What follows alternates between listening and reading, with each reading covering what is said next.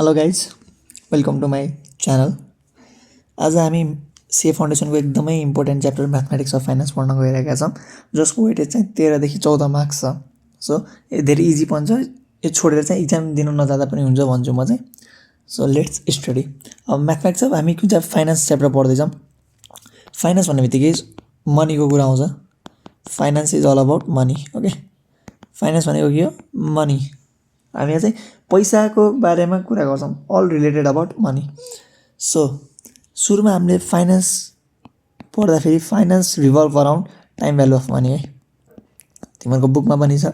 हेर्न सक्छौ तिमीहरूले। Time value of money, finance is all about time value of money. Time value of मनीले के भन्छ भन्दाखेरि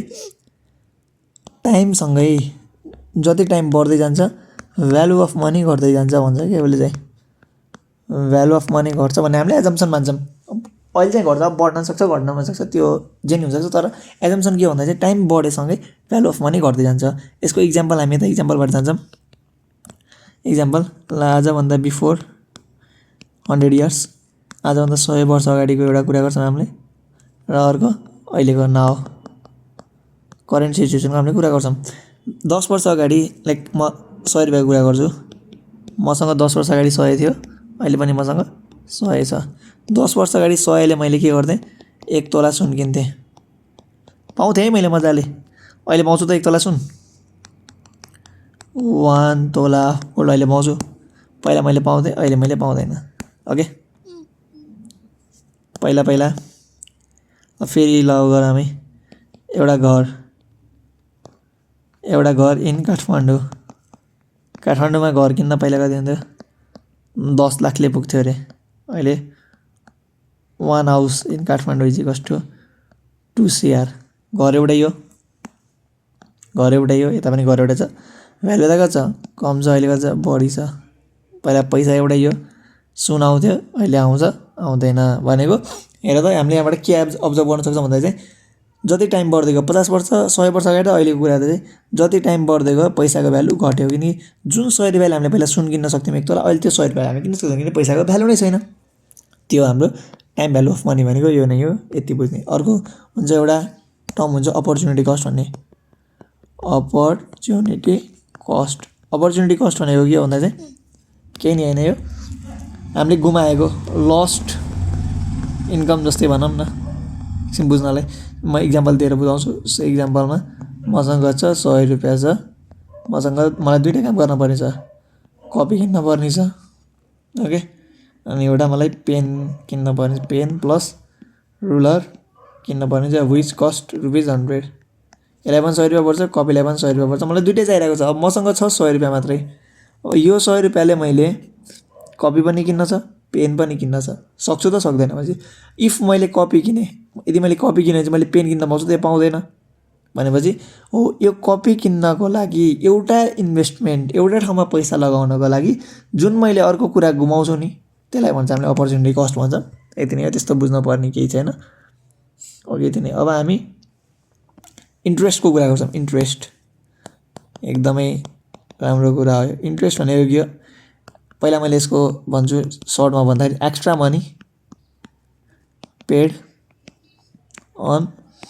प्रिन्सिपल। भनेको जस्तै राम छ एउटा, रामले हरिलाई 1000 रुपियाँ दियो र फिर्ता हरिले दिँदाखेरि 1020 रुपियाँ तिर्यो। भनेपछि जुन यो एक्स्ट्रा इन्कम छ नि, एक्स्ट्रा 20 रुपिस, यो नै हाम्रो के हो? इन्ट्रेस्ट हो। ओके, किन भयो यो अहिले भन्छौँ इन्ट्रेस्ट भनेको यो नै हो, यति बुझ्ने। इन्ट्रेस्ट भनेको एक्स्ट्रा, जस्तै इन्ट्रेस्ट भयो। अब हामीले इन्ट्रेस्टको कुरा के गर्छौँ? फेरि मैले कुरा गर्छु, दुईवटा दाइ भाइ छन्, एउटाको नाम छ राम, अर्कोको नाम छ श्याम। श्यामको गर्लफ्रेन्ड छ ल, गर्लफ्रेन्डले मुभी हेर्न जाऊँ भने यसको गर्लफ्रेन्डले, अनि योसँग पैसा छैन, योसँग पैसा छ। अब यसको फेरि गर्लफ्रेन्ड छैन। ओके, मजाक जोक्स अपार्ट। ल फेरि अब श्यामले भने, ओए राम सुन न, मलाई मेरो गर्लफ्रेन्डले मुभी हेर्न जाऊँ भन्छ, मसँग पैसा छैन, त मलाई 1000 रुपियाँ दे। ल 100 रुपियाँ दे भन्यो। 100 रुपियाँ त मलाई दे, म 2 वर्षपछि तँलाई तेरो 100 रुपियाँ फिर्ता दिन्छु भनेछ।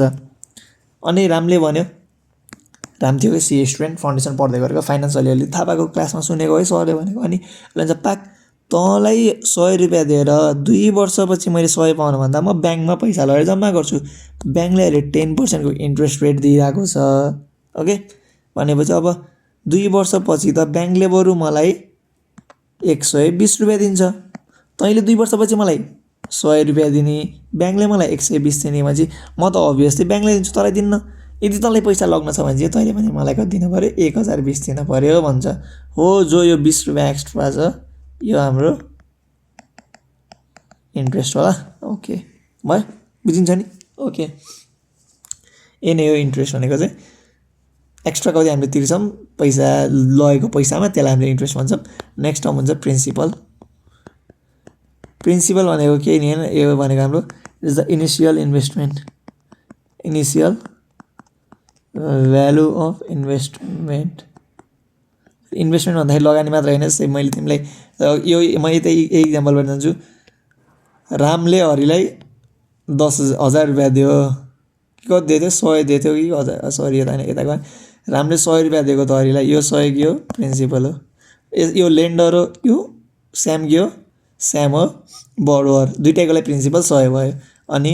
ओके यो नै हो इनिशियल अब रेट अफ इन्ट्रेस्ट भनेको के हो कति पर्सेन्ट हामीले रिटर्न दिन पर्ने छ भनेको यो रेट अफ इन्ट्रेस्ट यो आर हो दिस इज प्रिन्सिपल यति नै हो अनि त्यसपछि अमाउन्ट हुन्छ अमाउन्टलाई हामीले एकुमुलेटेड ब्यालेन्स नै भन्छौँ अमाउन्ट भनेको के हो लास्टमा कति आयो फाइनल लास्टमा कति फिर्ता आयो भन्ने कुरा हो भनेको जस्तै रामले श्यामलाई 100 रुपियाँ दिएको थियो फिर्ता लास्टमा कति आयो 120 आयो यो हुन्छ यता के छ प्रिन्सिपल प्लस इन्ट्रेस्ट छ कि छैन हेर्दा प्रिन्सिपल 100 रुपियाँ छ इन्ट्रेस्ट 20 रुपियाँ छ भनेपछि रामले के भयो अब मैले हाम्रोबाट फर्मुला यति नै हो हामीलाई चाहिने अरू केही छैन हामी के पढ्छौँ सिम्पल इन्ट्रेस्ट पढ्छौँ SIMPL सिम्पल इन्ट्रेस्ट पढ्छौँ सिम्पल इन्ट्रेस्ट भनेको सिम्पल नै हो केही छैन यता प्रिन्सिपल कन्स्ट्यान्ट हुन्छ चेन्ज हुँदैन नि त अब मैले सिधै पहिला फर्मुला लेखेँ मैले बच्चादेखि पढ्दै आएको इन्ट्रेस्ट सिम्पल इन्ट्रेस्ट के हो PTR/100 हो यता P भनेको के हो P भनेको प्रिन्सिपल T भनेको टाइम R भनेको रेट अब टाइम इयरमा हुनुपर्छ ल ओके यो भयो यति नै हो अब एउटा यो भयो सिम्पल इन्ट्रेस्टको फर्मुला अब तिमीले बुकतिर PTI पनि देख्न सक्छौ आई भनेको के हैन यता आई भनेको के हो R/100 ओके यति भयो एउटा फर्मुला यो भयो ओके एउटा फर्मुला PTR/100 भयो अब नेक्स्ट फर्मुला लेख्छु मैले अमाउन्टको के भन्छ भर्खर अमाउन्ट भनेको प्रिन्सिपल प्लस इन्ट्रेस्ट हो भन्थे नेक्स्ट फर्मुला भयो A=P + I अब यसलाई हामीले मोडिफाई गरौँ त के हुन्छ P भनेको P नै हो I भनेको फेरि के हो भर्खर यता माथि त्यो फर्मुला PTR/100 हो कि नि PTR/100 हो अनि P कमा तान्न सकिन्छ यता अगाडि 1 बज्यो 1 + TR/100 यो भनेको अमाउन्ट यो भयो नेक्स्ट फर्मुला के भयो नेक्स्ट फर्मुला ए तीनटा फर्मुला याद गरेर चाहिँ हामीलाई इनफ हुन्छ अब यतैबाट अब तिमीलाई चाहिने डेरिभेसन यताबाट अब फर्मुला डिराइभ गर्न सक्छौ के फर्मुला चाहिँ लेख्दै मैले ल इन्ट्रेस्ट भनेको के हो इन्ट्रेस्ट भनेको प्रिन्सिपल अमाउन्ट माइनस प्रिन्सिपल भन्ने होला यो पनि मैले लेखिदिइहालेँ अब तिमीलाई यति भयो पुग्छ धेरै जान्न पर्दैन फर्मुला यति नै हो अब जस्तै म इक्जाम्पलबाट जान्छु फर इक्जाम्पल क्वेसन के छ भन्दा चाहिँ ल एउटा मान्छेले ए भन्ने मान्छेले ब्याङ्कमा गएर कति जम्मा गर्यो 1000 जम्मा गर्यो त्यसलाई रेट अफ इन्ट्रेस्ट ब्याङ्कले 10% दिइरहेको छ र टाइम दिएको छ 2 वर्षपछि कति हुन्छ प्रिन्सिपल भन्यो अरे यो मान्छे हो इन्ट्रेस्ट कति हुन्छ भनेर सोध्यो भने के भने फर्मुला केही नि हैन तिमीलाई PTRI यति चारवटा मध्ये 1 2 3 4 यति चारवटा मध्ये जे पनि निकाल भने चाहिँ फर्मुला यहाँ अप्लाई गर्ने ल ओके भने अब आई निकाल्न पर्ने चाहिँ आई थाहा छ पी भनेको छ 1000 इन्टु टी कति छ 2 इन्टु आर कति छ 10 डिभाइडेड बाई 100 गरेको कति हुन्छ 100 हुन्छ होला हैन सरी 200 हुन्छ यो इन्ट्रेस्ट भयो ओके तिमीलाई अमाउन्ट निकाल भनेको भए के गर्थ्यौ amount is equals to P like अहिले यो त आई तिमीले क्याल्कुलेट गर्यौ यो नगरेको केसमा तिमीले गर्दियौ फर्मुला मैले भर्खरै त लेखेको थिएँ यो फर्मुला यो दिस वान यो फर्मुला हेर्यो भने चाहिँ के हुन्छ पी 1 प्लस टीआर बाई 100 हुन्छ स मैले गरिदिन्छु पी कति छ 1000 1 प्लस टी भनेको 2 इन्टु 10 डिभाइडेड बाई 100 गयो कति हुन्छ 1000 कति भयो 2.20 यति गरौँ न 10 प्लस 12 डिभाइडेड बाई 10 कति भयो इन्टु 1.2 भयो कति हुन्छ 1 एउटा गयो 1200 भयो कि भएन भयो जस्तो अब यताबाट यो अमाउन्ट भयो यताबाट अमाउन्ट निकालेको के हुन्थ्यो पी प्लस आई हुन्थ्यो पी कति छ 1000 छ प्लस आई कति आयो भर्खरै त 200 आयो कति भयो 1200 भयो सेम आयो ओके यति नै हो यहाँभन्दा धेरै केही जान्न पर्दैन यति भए चाहिँ तिमीहरूलाई पुग्छ ल यति भए अब मैले क्वेसन गराइदिन्छु तिमीहरूको बुककै क्वेसन सुरुबाट एसआई अन 3500 भनेको यो यति मलाई प्रिन्सिपल दिएको छ टाइम दिएको छ रेट दिएको छ एसआई निकाल भनेको छ फेरि फर्मुला लगाउने के हो formula SI is equals to PTR by 100 P कति छ 3500 टी कति छ 3 इयर्स आर कति छ 12% डिभाइडेड बाई 100 गऱ्यो भने चाहिँ तिमीहरू कति आउँछ 1260 आउँछ होला सायदै मलाई त्यस्तै लाग्छ अनि त्यसैले मैले एन्सर मार्क गरिदिएँ 1260 यो नै होला जस्तो लाग्छ मलाई यो पनि सेम छ यसको एन्सर 3375 भइहाल्छ ओके यसको कति हुन्छ आई तिमीलाई भयो होला यो क्वेसन नम्बर 3 आर झिक्ने भनेको छ हैन तिमीलाई क्वेसन नम्बर 3 मा के छ आर क्याल्कुलेट भनेको छ भन्थे नि मैले पीटीआर आई जे क्याल्कुलेट गर्न भने पनि फर्मुला के हुन्छ यसको PTR by 100 I is equals to यो फर्मुला लगाउने ल अब फेरि यता I is equals to PTR by 100 गर्छौ तिमीलाई आर को यसको एन्सर हो यो पी तिमीलाई के देखा आई दिएको होला आई कति छ आई 300 छ पी 5000 छ आई कति छ आई छ 300 पी छ 5000 टाइम 1 इयर आर हामीलाई सोधेको डिभाइडेड बाई 100 गर्दा कति हुन्छ 1 2 6 आर इज इक्वल्स टु 6% भयो एन्सर 6% होला त्यसो भए अब ठ्याक्क मैले हतार नगरेँ क्याल्कुलेटर नगरेर तिमीहरू त्यही गर्ने अब यता फेरि के पनि गर्न सक्छौ यहाँ हेर पी दिएको छ ए दिएको छ आई सोधेको फर्मुला के थियो भर्खर के भन्दै मैले I equals to A minus P गर्न सक्छौ 2500 आउँछ होला सायद यता के छ रेट अफ पर्सेन्ट सोधेको छ भने चाहिँ पी दिएको छ ए दिएको छ के सोधे आर सोधेको छ मैले जे सोधिन के फर्मुला लगाउनु थियो I equals to PTR by 100 अब तिमीलाई आर सोधेको यता छैन टी थाहा छ पी थाहा छ आई थाहा छैन आई त निकाल्नु पर्यो पी र एबाट आई निकाल्न सक्छौ 12000 माइनस 6500 4500 आउँछ अनि तिमीले सल्भ गर्ने 15 आउँछ सायदै यसको एन्सर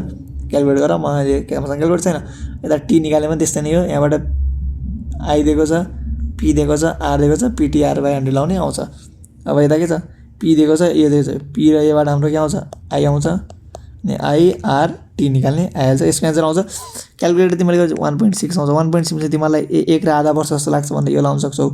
यो तिमीहरू भड्केर यतातिर आउन सक्छौ तर यो हुँदैन है यतातिर भड्केर आइन्छ हामी आइन्थ्यो यतातिर आउँदैन यसको एन्सर हुन्छ 1.7 किनकि 1.6 आउँछ यसलाई इयरमा चेन्ज गर्यो भने चाहिँ 1.6 इन्टु 12 गऱ्यो भने चाहिँ तिमीले 19 पोइन्ट समथिङ आउँछ 19 भनेको 12 महिना प्लस 7 महिना हो 1 वर्ष 7 महिना हुन्छ सो यसको एन्सर हुन्छ हाम्रो